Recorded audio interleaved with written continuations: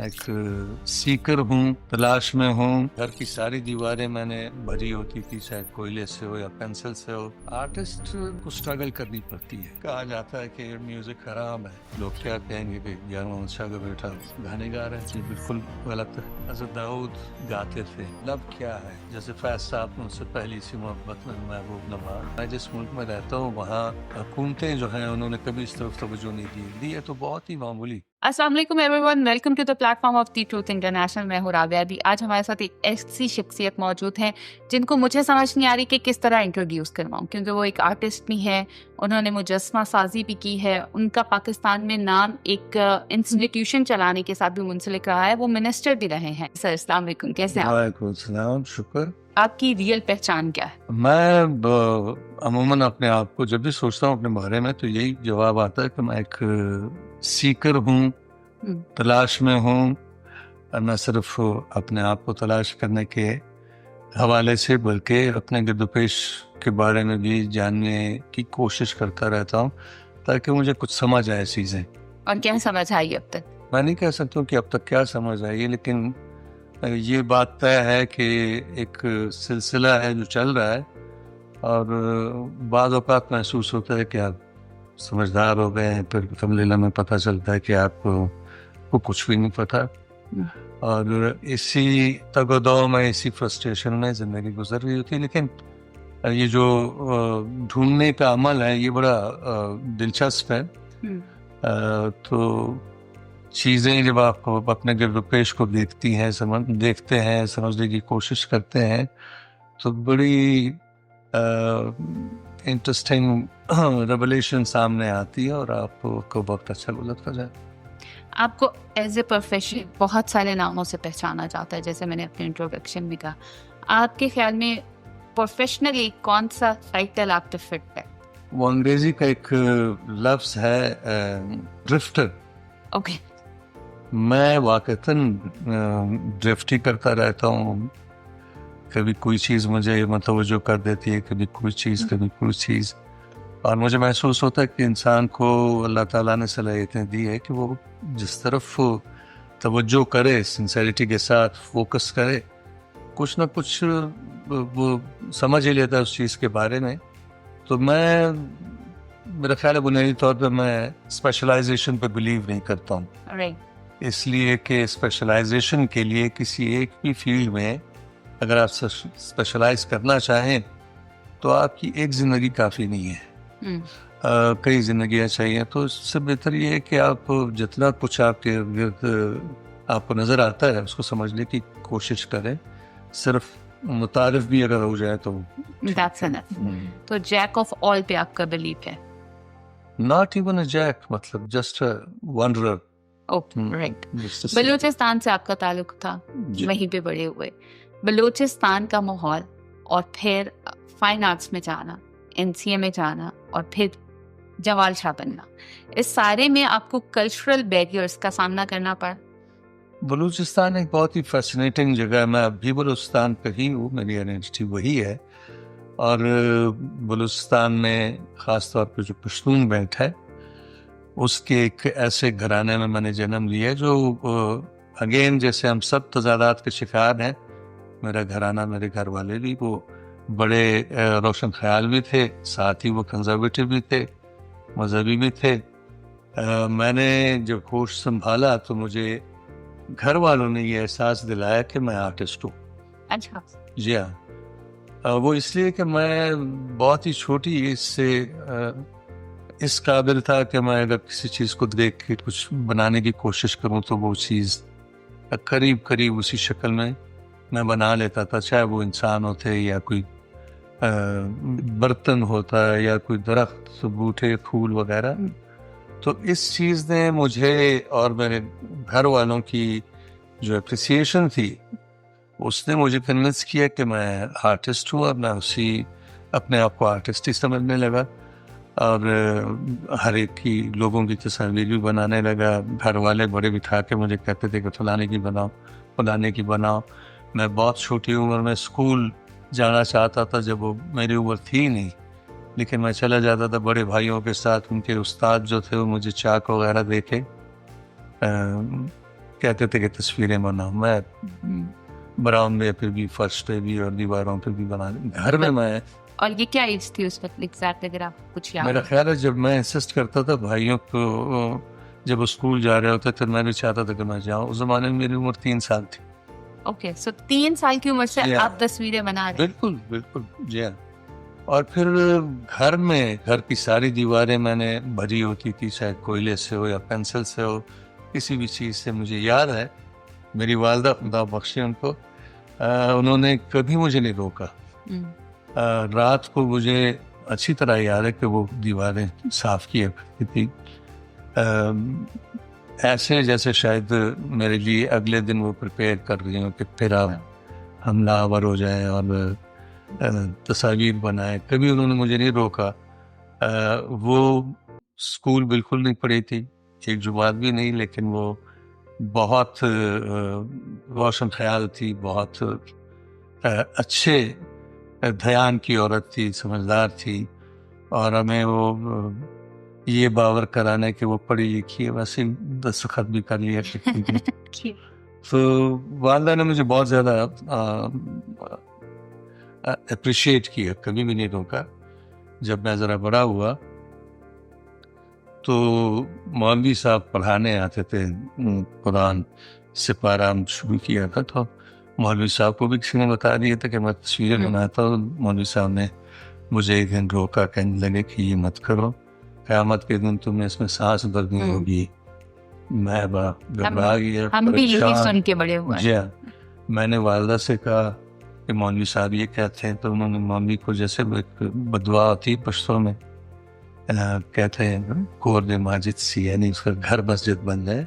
ये पश्तों की बदुआ है, बहुत पुरानी, शायद उस वक्त की जब ये पश्तून नए नए मुसलमान हुए थे या नहीं थे, और इस्लाम ये दुआ है कि बद्दुआ है कि उसका घर मस्जिद बन जाए? घर का मस्जिद बनने के मानी ये है कि आपका घर घर ना रहे, ओके राइट, वो सबका हो जाए। Okay right. मस्जिद तो ज़ाहिर है सबकी होती है। तो उन्होंने कहा कि मत सुनो, उसी दफा करो, मौलवी साहब को करते रहो। मेरी स्कूल में जो एडमिशन थी, मैं 4 साल का था, मैं इंसिस्ट करता था कि मैं स्कूल जाऊं, और वो उम्र थी नहीं, तो मेरे बड़े भाई मुझे ले गए मेरी बहुत ज़्यादा इंसिस्टेंस पे। तो स्कूल के मास्टर ने कहा कि उम्र कम है, उस ज़माने में 5 साल से कम उम्र के बच्चे को दाखिला नहीं मिलता था।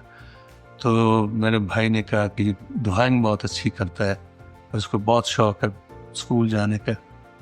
तो मास्टर ने मुझे, हेड मास्टर ने मुझे, वो मुझे ले गए एक क्लास में, और वहाँ एक उस्ताद पढ़ा रहे थे और कहने लगे कि उस्ताद की तस्वीर बनाओ। मैंने छोटा था, मैं कुर्सी पर खड़े होकर मैंने ब्लैक बोर्ड पे तस्वीर बनाई। मुझे अच्छी तरह याद है कि वो उस्ताद जो थे बैसाखी को चलते थे, तो मैंने वो, इस तरह से मेरा दाखिला हुआ 4 साल की उम्र में। तो ऐसे चलता रहा। घर की तरफ से कोई ऐसी पाबंदी बिल्कुल नहीं थी। मैं तमाम, यानी मैट्रिक तक जिस स्कूल में मैं जाता था, मेरे वालिद साहब पुलिस में थे, तो तबादले होते रहते थे, तो हर स्कूल में मुझे वो चार्ट, स्कूल के चार्ट वार्ट बनाने पड़ते थे। और जब मैंने मैट्रिक किया तो मेरे स्कूल के उस्ताद ने, जो खुद बड़े अच्छे ड्राइंग मास्टर थे, उन्होंने कहा कि बेटा तुम ऐसे करो, लाहौर जाओ, वहाँ एक कॉलेज है, नेशनल कॉलेज ऑफ आर्ट्स, उसमें दाखिला लेने। मैंने जब घर आके इस ख्वाहिश का इजहार किया तो पहली बार ब्रेक्स लगे। अच्छा, सबने कहा कि नहीं आर्टिस्ट मत बनो, डॉक्टर बनो, प्रोफेशनली नहीं बन सकते, शौक आर्टिस्ट तक की ठीक कोई है। जिंदगी नहीं है, ये है वो है वो है। मेरे वालिद साहब खास तौर पर, इसलिए कि उनके बड़े भाई एक सेल्फ टॉट आर्टिस्ट थे, सही, और उनकी नज़र में उनकी जिंदगी जो थी वो कुछ कामयाब अच्छी जिंदगी नहीं नहीं थी। थी। तो इस तरह से ये सिलसिला So it was चलता रहा। running in your blood basically. The art was. मेरा ख्याल है it is in everybody's blood. Mhm. वो सिर्फ ये तय करना होता है अर्ली एज में, स्टेज पे, कि आपने करना क्या है। जिस तरफ आप ज्यादा मुतवज्जो हो वही आप कर लेते हैं। तो फिर आपको, जब आप आर्टिस्ट बन गए, तो कभी ये नहीं फेस करना पड़ा क्योंकि आप पढ़ाई में अच्छे नहीं थे इसलिए आप आर्टिस्ट बन गए? इस तरह की चीजें आपने कभी फेस नहीं की? हाउ कम आपने नहीं फेस की? नहीं, इसलिए कि मैं पढ़ाई में अच्छा था। ठीक है। मैंने घर वालों के इंसिस्टेंस पे प्री मेडिकल सब्जेक्ट्स रखे इंटरमीडिएट में, और मेरे नंबर इतने थे कि मैं क्या नाम है मेडिकल कॉलेज में, बुलान मेडिकल कॉलेज में एडमिट हो जाता। लेकिन मैंने घर वालों से झूठ कहा, मैंने कहा मेरिट लिस्ट में मेरा नाम ही नहीं है। अब मैं बच गया कि मैं डॉक्टर नहीं बनना चाहता था। मुसलसल मैं यही सोचता रहता था कि मैं डॉक्टर बन के क्या करूँगा, बनूँ ना बनूँ। अंदर से मुझे जवाब आता था कि नहीं है, अपने मदर टेरेसा नहीं है तो आप ना बने। मैं चुप चुप के आर्ट तो मैं करता ही रहा, लेकिन साथ ही मैंने मौसीकी भी सीखना शुरू की। ठीक है। घर वालों को बताया बखैर। और फिर एक दिन क्वेटा टेलीविज़न जब आया, इस्टेब्लिश हुआ, तो कुछ अर्से बाद मैं अपने दोस्तों के साथ, जिनके साथ मैं सीखा करता था, मैं ऑडिशन दिया। और वहाँ एक बड़ी शफीक प्रोड्यूसर थी, मुनव्वर तौफीक। उन्होंने न सिर्फ ये कि अप्रूव किया, पास किया, बल्कि चैलेंज भी दिया कि ये प्रोग्राम हफ्ते में एक प्रोग्राम हुआ करता था आधे घंटे का, ये प्रोग्राम आपने करना है। आप अपने दूसरे साथी भी इकट्ठे करें, लिरिक्स भी सेलेक्ट करें, और ये नौजवानों का प्रोग्राम है, आपने करना है। वो प्रोग्राम किसी ने अच्छी तरह से किया और प्रोग्राम जो था वो बड़ा हिट हुआ। मैंने वो प्रोग्राम घर से बाहर, हम बैठते थे दोस्त होटल में, वहाँ देखा। जब घर लौटा तो मेरे वालिद साहब बहुत सख्त गुस्से में थे। कहने लगे कि ये क्या कर रहा है। मैं सब गा नहीं रहा था, बल्कि हारमोनियम बजा के गा रहा। कहते ये क्या तुमने हरकतें शुरू की। मैंने कहा जी, जवाब मेरे पास और तो कुछ नहीं था। मैंने कहा जी आपकी वजह से मुझे ये शौक। असल में मेरे वालिद साहब मौसीकी के शौकीन थे, अच्छा गाना सुनते थे, और घर में कोई 2-3 माह के बाद एक महफिल भी हुआ करती थी, क्लासिकल भी सुनते थे हम, ठुमरी भी, गज़ल भी। और जिन उस्ताद से मैंने सीखा वो मेरे वालिद साहब के इसी हवाले से दोस्त भी थे, क्योंकि वो अक्सर आते थे। मैंने उनसे कहा था कि वालिद साहब को ना बताएं। तो फिर मैंने उनको कहा कि आपकी वजह से। कहना क्या मतलब। मैंने कहा महफिलें किया करते थे, मुझे शौक हुआ और मैंने सीखा। तो कहने लगे नहीं नहीं, लोग क्या कहेंगे कि यार मोहम्मद शाह का बेटा गाने गा रहा है, ये मत करो। खैर बात आई गई, थोड़ी कुछ अरसे बाद वो भी ठीक हो गए, बल्कि मुझे मशवरे देने लगे कि फलाने सिंगर को सुनो, फलाने को सुनो। तो इस तरह से चलता रहा। इस बीच वो जो मेरा एनसीए जाने का सिलसिला था वो ज़ाहिर रह चुका था, मैं नहीं जा सका था। हर साल जब एनसीए के टेस्ट होते थे मैं टेस्ट दिया करता था, एडमिशन लिस्ट में मेरा नाम आ जाता था, लेकिन मुझे इजाज़त नहीं मिली। तो मैंने तकरीबन कोई 4 साल और गुजारा। बीएससी के बाद मैंने एफएससी के बाद बीएससी की जियोलॉजी और केमिस्ट्री में। फिर मैंने इंग्लिश लिटरेचर में दाखिला लिया, और इंग्लिश लिटरेचर करने के बाद फिर मैं एनसीए जा सका। वो भी इसलिए कि भुट्टो का दौर था, उस ज़माने में कुछ डायरेक्ट डीएसपी भर्ती कर रहे थे। 12 सीटें उन्होंने बलूचिस्तान को दी थी। बलूचिस्तान चूँकि उनके खिलाफ था, सूबा गवर्नमेंट किसी और पार्टी की थी, एनएपी की, नैप की और जमीयत उलमा की। तो हम सब दोस्त जो इकट्ठे रहा करते थे, सब ने तय किया कि हम अप्लाई करते हैं। सबका ये ख्याल था कि मैं सबसे पहले भर्ती हूँगा, इसलिए कि मेरे वालिद साहब बड़े ऑफिसर रिटायर हो चुके थे। घर आके मैंने वालिद से कहा कि मैंने ये करना है। कहने लगे पुलिस क्यों। मैंने कहा जी और क्या था, कुछ तो करना है। तो कहने लगे नहीं, मैं तुमको रोकता रहा हूँ एनसीए जाने से, तुम वहाँ जाओ, ये मत करो। मैं भी क्यों। कहने लगे मैंने 30 साल इस बैंक में गुजारे हैं, और सच पूछो तो मुझे उन 30 सालों के एक एक दिन से नफरत तो मैं नहीं कह सकता हूँ, लेकिन फ्रस्ट्रेशन से मैंने गुजारे हैं। तो मैं नहीं चाहता हूँ कि तुम्हारी ज़िंदगी बर्बाद हो। जाके नशी का जो फार्स में दाखिला लो, लेकिन ये मत करो। इस तरह से मेरी जान छुटी। और बलूचिस्तान का आपने पूछा था, बलूचिस्तान जो है वो ज़ाहिर है पूरे पे रहा है, पसमानदा रहा है, लेकिन वो कल्चरली बलूचिस्तान के लोग अपने रूट से बड़े जुड़े हुए। ठीक है। और वो जुड़त जो है वो फिर इस फील्ड में बहुत काम आती है। ठीक है। आप कल्चर اور آرٹ اور ہیریٹیج ان سب کو آپس میں کیسے لنک کرتے ہیں, کیسے دیکھتے ہیں؟ ان کو آپ علیحدہ نہیں کر سکتے ہیں. اس لیے آرٹ ہیریٹیج ایک کلچر کا حصہ ہے. اوور آل ٹرم جو وہ کلچر ہے, امبریلا وہی ہے. ہیریٹیج بھی اس کا حصہ ہے. آرٹ کے جتنے اصناف ہیں, چاہے وہ میوزک ہو یا تھیٹر ہو یا ویژول آرٹس ہو یا لٹریچر ہو یا ڈانس ہو یا جتنے بھی ہیں, وہ سارے کے سارے اس کا حصہ ہے. اس لیے کہ کلچر جو ہے وہ وے آف لائف ہے. اور ملٹی کلچرل کنٹری میں, پاکستان جیسے ملک میں جہاں اتنے سارے کلچر ہیں اور بہت ساری ہیریٹیجز ہیں, اس میں آپ پھر آرٹ کو کس طرح ڈیفائن کرتے ہیں؟ دیکھیں, ہمارے خطے کا آرٹ جو ہے اس کی روٹس بڑی جاندار ہیں, بڑی زبردست ہیں. یعنی مہرگڑھ جو ہے وہ 9,500 سال پرانی تہذیب ہے. موجودارو 7,000 اور اسی طرح ہڑپا اس سے ذرا, اور پھر گندھارا وغیرہ وغیرہ. یہ زمین بڑی رچ ہے کلچرل ٹیپسٹری جو ہے وہ اتنی رچ ہے, اتنی لیئرز ہیں اس میں کہ آپ یعنی تلاش کرتے کرتے آپ کی عمر گزر جائے. تو یہ ڈائیورسٹی جو ہے یہی خوبصورتی ہے اس ملک کی. اس ملک کو کہا جاتا ہے, اس زمین کو, کہ یہ melting part of cultures and religions, جس پہ کوئی شک نہیں ہے. پتہ نہیں کتنے لوگ یہاں آئے, سب نے اپنے امپرنٹس چھوڑے, کنٹریبیوٹ کیا یہاں کے فولکلور میں, یہاں کے میوزک میں, یہاں کے پہناوے ہوئے, یہاں کی زبانیں وغیرہ وغیرہ. یہ تو بڑی چیز ہے, اور اس رچنس کو گورنمنٹس کو چاہیے تھا کہ استعمال کرتے ہیں, لیکن انفارچونیٹلی گورنمنٹس نے اس طرف کوئی توجہ نہیں دی ہے. وہ اس کو ایک نیسیسٹی کی بجائے ایک غیر ضروری چیز سمجھ کے ٹیکل کرتے رہے. رائٹ.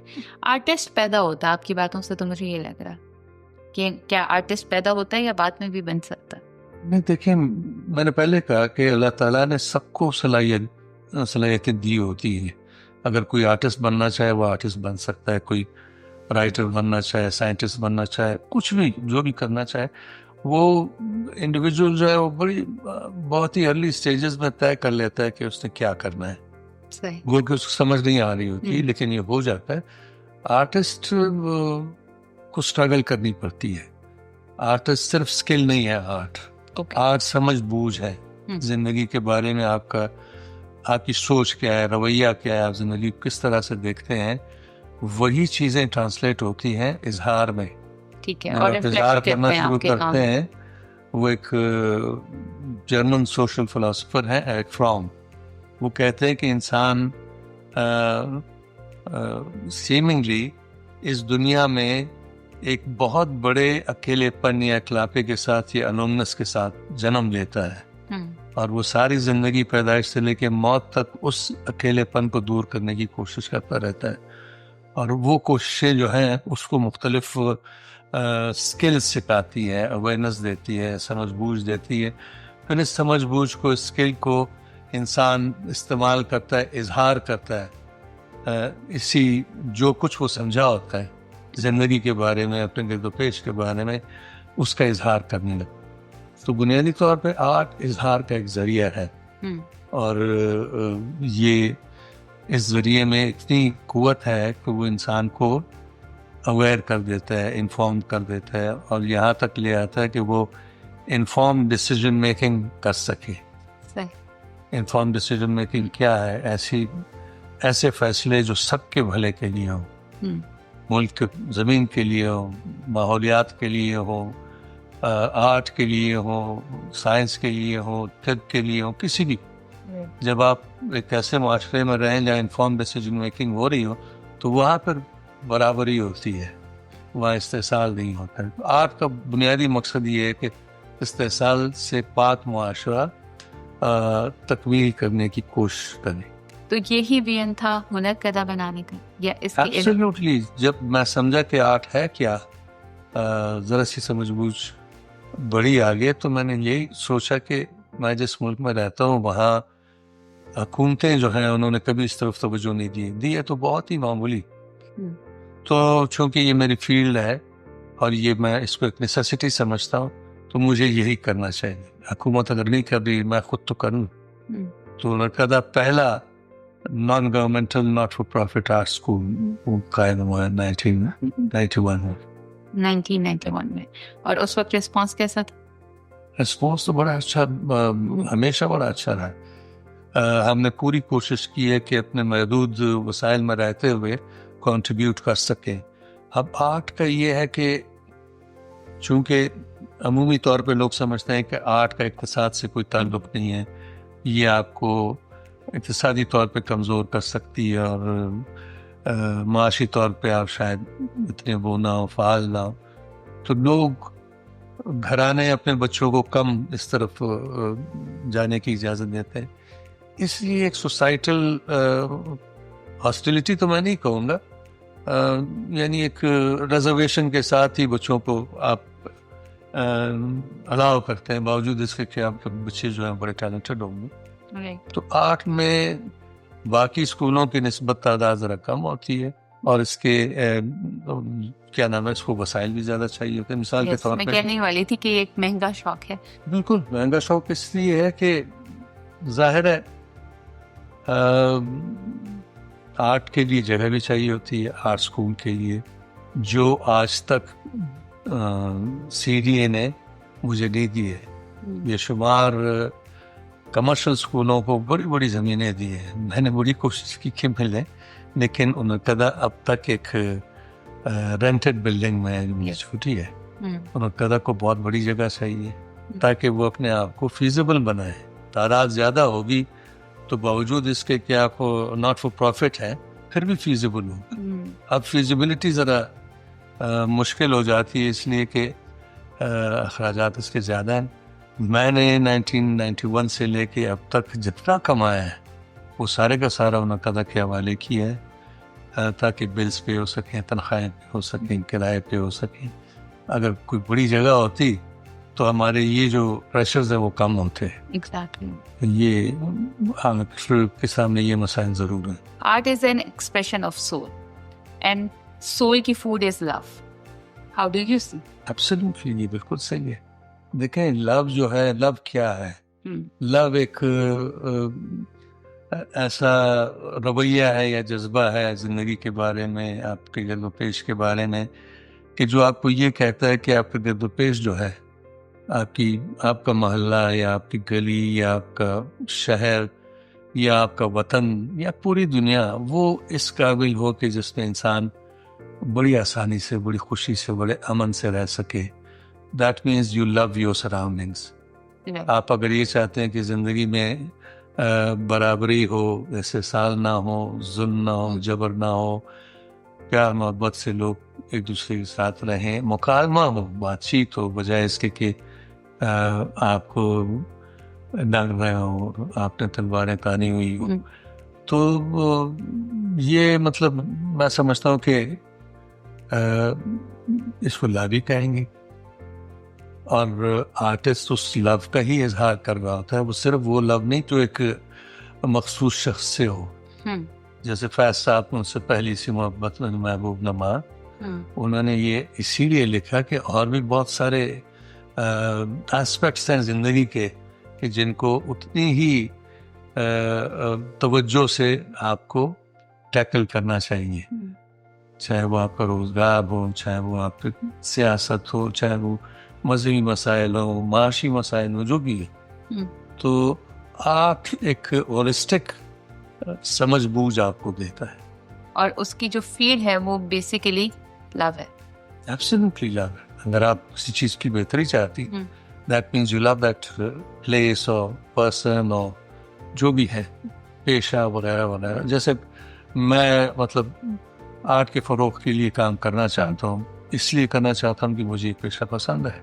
ठीक है। मैं समझता हूँ कि इसमें इंसान की बका है, तो उसी जज्बे के तहत, उस लव के तहत ही मैं कर रहा हूँ। हालांकि मुझे माशी तौर पर बहुत नुकसान भी उठाने पड़े हैं, लेकिन मुझे जो ग्रेटिफिकेशन है वो इतनी ज़्यादा है कि उसके सामने किसी दौलत वगैरह की कोई हैसियत नहीं है। राइट। और एक शख्स से मोहब्बत क्या है? इश्क मजाजी। देखें, आप सोशल एनिमल हैं, आप एक माशरे में रहते हैं, अपने जैसे इंसानों को देख रहे होते हैं, आपको के बेशुमार जज्बात हैं, एहसासात हैं, उन सब का मरकज़ पे बन जाता है एक शख्स। ٹھیک ہے. جس کو آپ اپنے جیسا سمجھتے ہیں یا اس قابل سمجھتے ہیں کہ جس کے ساتھ آپ رہیں، آپ زندگی گزاریں، تو ظاہر ہے. لیکن کیا لو کا پیٹرن آپ کی نظر میں وین یو ور ینگ اور پھر مڈل ایج اور اب اس ایج میں پیٹرن چینج ہوا؟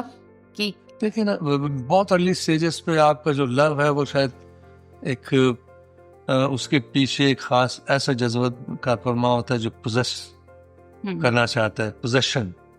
جب آپ میچور ہو جائے، آپ کی محبت جو ہے وہ ریزالو ہو جائے، تو پھر پوزیشن کا جذبہ ختم ہو جاتا ہے. آپ دوسرے شخص کو کہ جس کو آپ سمجھتے ہیں کہ آپ اس سے محبت کرتے ہیں، آپ عشق کرتے ہیں، اس کو وہ فریڈم بھی دیتے ہیں کہ وہ بھی آپ کی طرح پھلے پھولے آگے بڑھے.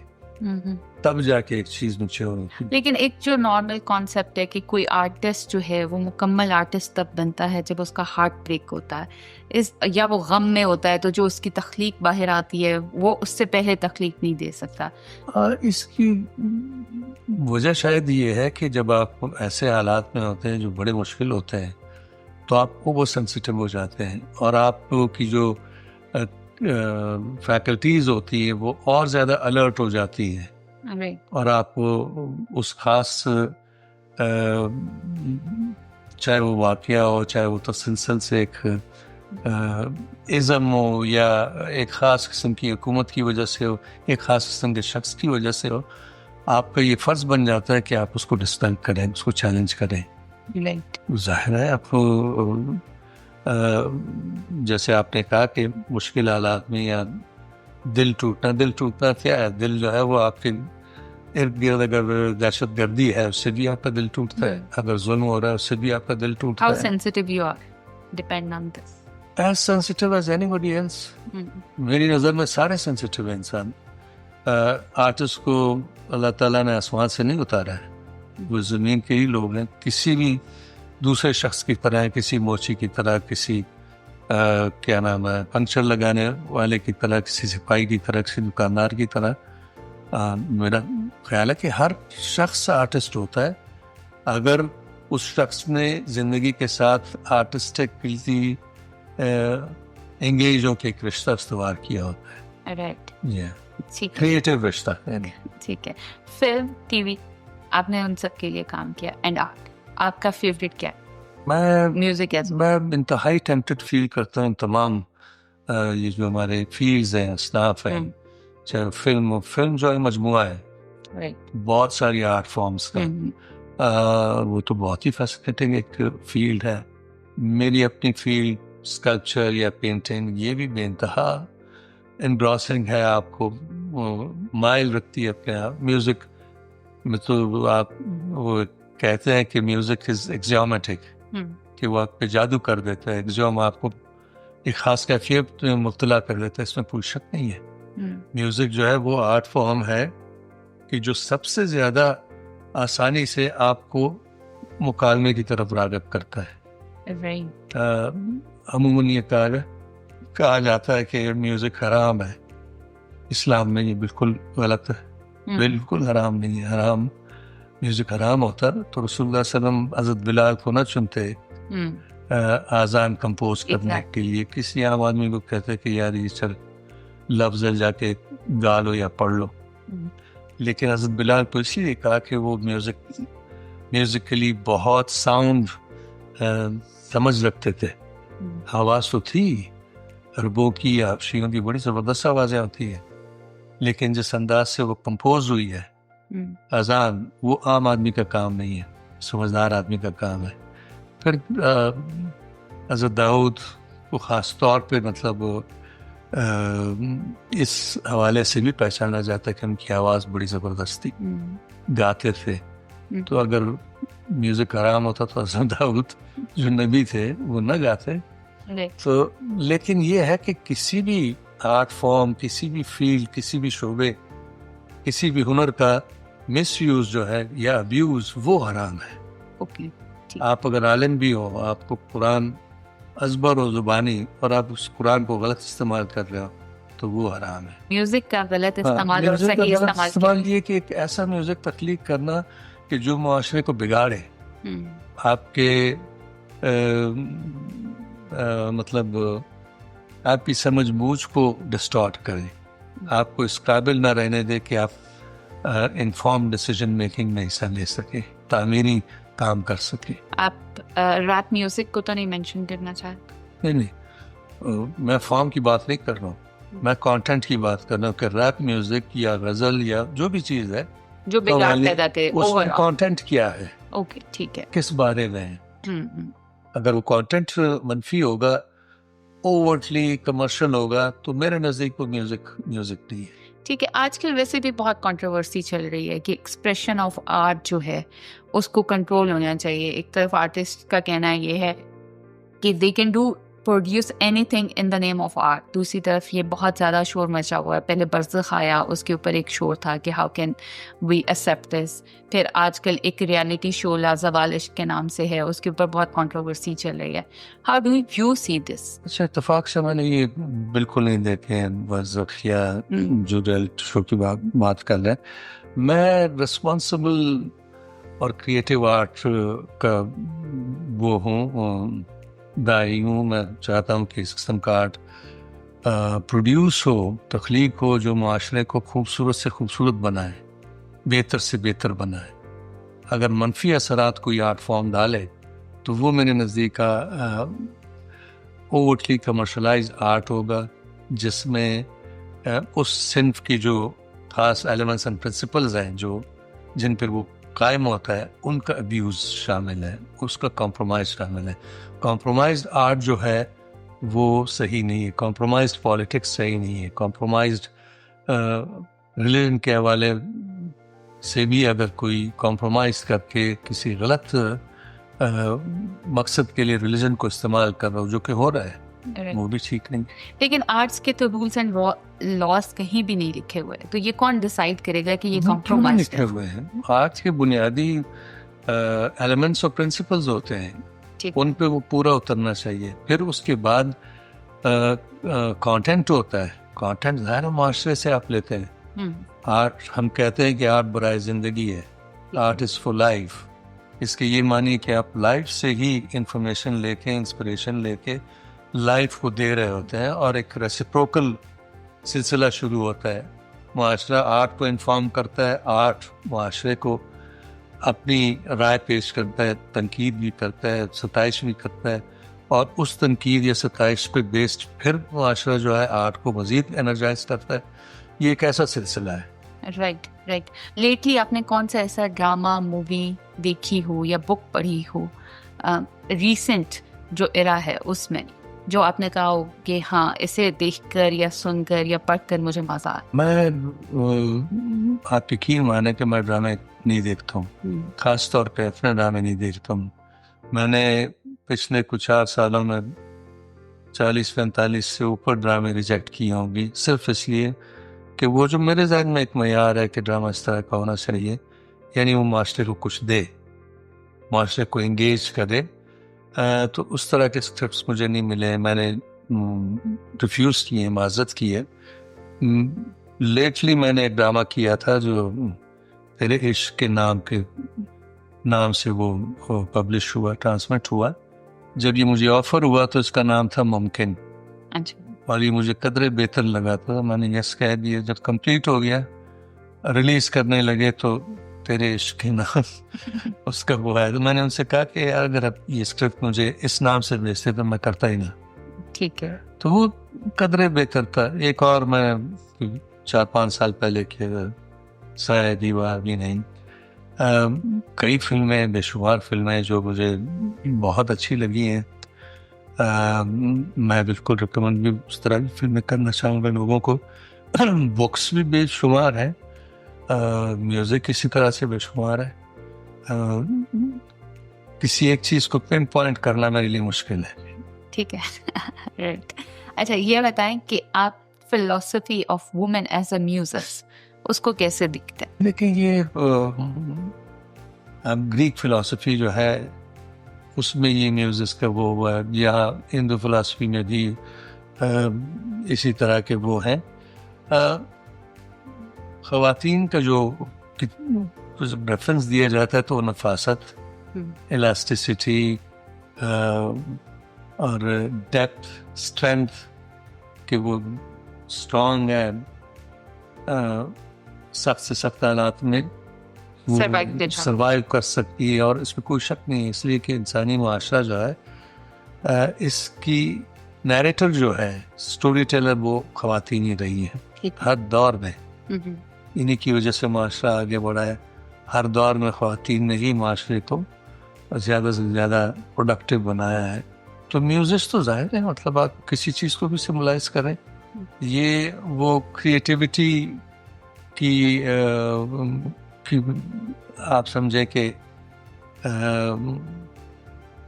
نہریں سمجھ لیں یا کرنیں سمجھ لیں یا لہریں سمجھ لیں, وہ ہیں بنائی طور پہ آپ میوزک بن جاتی ہے. رائٹ. آپ کی ذاتی زندگی پہ بہت تنقید ہوئی جب آپ نے سیکنڈ میرج کی, آپ اس کو کیسے دیکھتے ہیں؟ ڈو یو تھنک کہ کسی کی پرسنل لائف میں اتنا میڈیا کو گھسنے کی اجازت ہے؟ تنقید مجھے تو اس تنقید ہے مجھے That's nice. بالکل. آج تک اس مطلب میرے سامنے کسی نے کچھ ایسے بات نہیں کی ہے. شکر ہے, میں very lucky to be the person جو ہے. شی از اے بگ سپورٹ, اور وہ گھر کو بھی سنبھالتی ہے, مجھے بھی سنبھالتی ہے, ہنر کلا کو بھی سنبھالتی ہے. تو یہ تو بہت بڑی بات ہے. بینگ این آرٹسٹ کتنا مشکل ہوتا ہے کہ آپ اپنی پرسنل لائف کو جو ہے وہ تنقید کا نشانہ نہ بننے دیں اوور آل, یا آپ کس طرح مینیج کرتے ہیں اپنی پروفیشنل لائف کو اور پرسنل لائف کو بینگ این آرٹسٹ؟ میری کوشش یہ ہوتی ہے کہ میں ذرا انٹروسپیکٹیو رہوں, اپنے آپ کو پروو کرتا رہوں کہ یار میں ٹھیک ہوں کہ نہیں. اگر آپ محتاط ہوں تو کوئی ایسے مسئلے بالکل درپیش نہیں ہوتے. مجھے نہیں ہوئے ہیں. ٹھیک ہے. اخبار یا رسالے وغیرہ ظاہر ہے اپنے کیا نام ہے اشاعت کو بڑھانے میں یا کمانے کے لیے کچھ نہ کچھ وبارے کے ساتھ کرتے ہیں, لیکن مجھے میرا خیال بخشا گیا ہے. میں بہت لکی ہوں. یہ شاید آپ کے سامنے سے نہیں گزرے ہیں. مطلب بہت سارے لوگ آتے ہیں مجھ سے بہت جوسی قسم کی باتیں سننا چاہتے ہیں, میں کبھی بھی انٹرٹین نہیں کیے.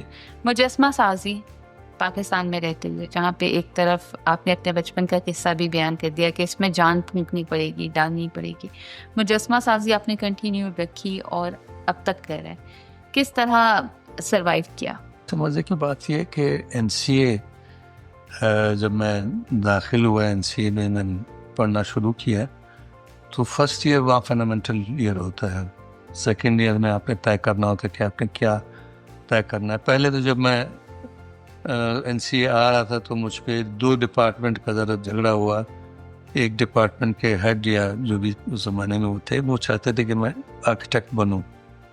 دوسرے ڈپارٹمنٹ کے ہیڈ چاہتے تھے کہ میں آرٹسٹ بنوں, پینٹر یا اسکلپٹر بنوں. تو پھر مجھے یہ کہا گیا کہ ٹھیک ہے آپ فرسٹ ایئر کے بعد طے کر لیں. میں طے کر چکا تھا کہ میں نے آرٹسٹ ہی بننا ہے. اور پھر جب میں نے فرسٹ ایئر کر لیا تو مجھے لگا کہ اسکلپچر مجھے زیادہ اپیل کرتا ہے, تو میں نے کہا کہ میں نے اسکلپچر میں میجر کرنا ہے.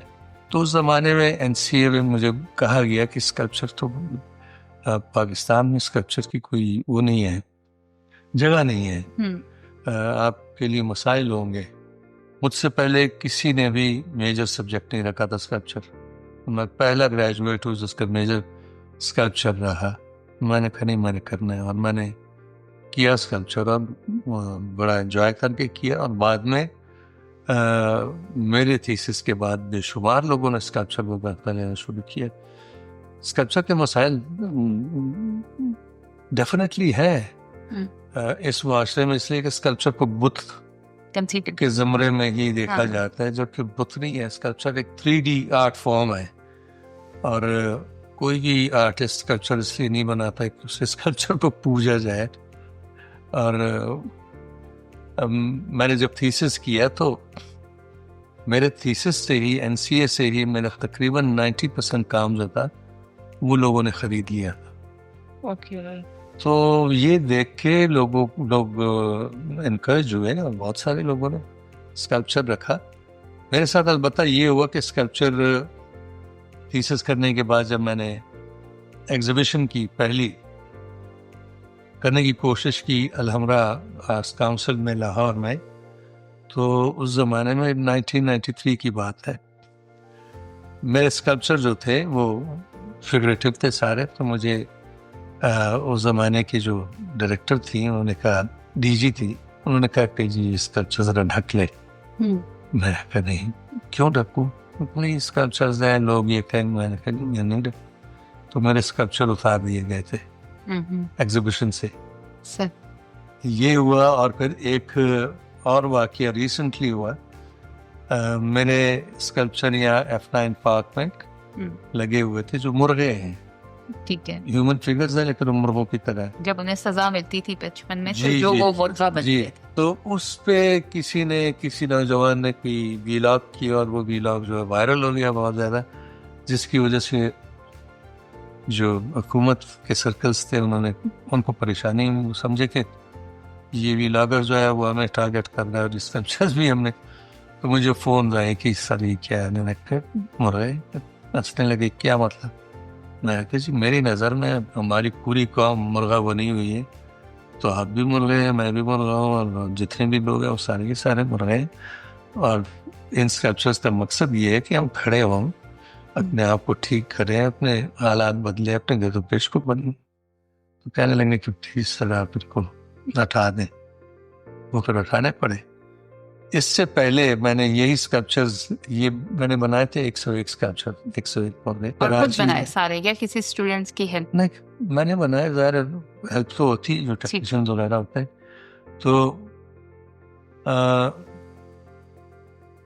کراچی بینالے 2017 کے لیے میں نے بنائے تھے 101 اسکلپچرز, جو ایک بہت بڑے پنجرے کے گرد ایسے میں نے رکھے تھے. اس کے ساتھ بہت ساری اور چیزیں بھی ریلیٹڈ تھی. تو یہ اسکلپچر پہ بعد میں نے ایز ڈی جی PNCA جب میں ریٹائر ہو رہا تھا اور میری مدت ختم ہو رہی تھی, میں نے ڈونیٹ کیے 101 اسکلپچرز PNCA کو, جو مطلب میرا خیال ہے کہ 4 کروڑ کے اسکلپچرز تھے. لیکن ہوا یہ کہ PNCA میں جہاں انہوں نے ڈسپلے کیے ہوئے تھے اس دور میں ایک وزیر آئے, شفقت محمود صاحب. انہوں نے اسکلپچر دیکھے تو ان کو ذرا برے لگے کہ یہ کیا ہے. انہوں نے آرڈر کیا کہ یہ اٹھوا دو. اٹھا کے وہ ایک پچھواڑے میں پھینک دی, اور بہت سارے اسکلپچر برباد بھی ہوئے. یہ بھی ہوتا رہے. اور تکلیف کتنی ہوتی ہے جب آپ ایک آرٹ کو اس طرح نہیں, مجھے تو جب ان کا یہ ریئیکشن دیکھ کے میں خوش ہوا کہ شاید میں جو کہنا چاہتا تھا وہ میں نے کہہ دی, شاید وہ پہنچ گیا. ہاں جی. Thank you so much sir, thank you for your time, اور اتنی اچھی پیاری پیاری باتیں بتانے کے لیے. Thank you.